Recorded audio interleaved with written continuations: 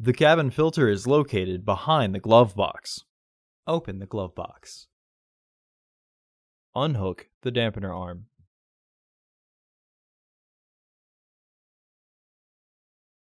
Remove the two stoppers in the glove box.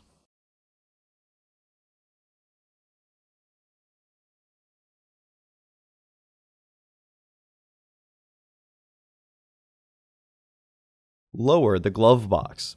Unclip and remove the filter housing door. Remove the old filter from the housing and clean out any debris inside.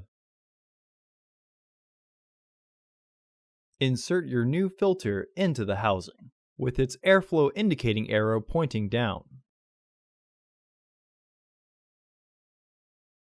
Reinstall the filter housing door.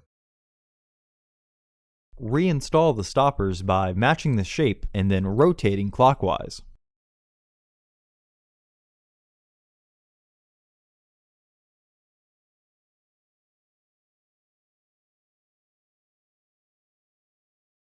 Reinstall the dampener arm.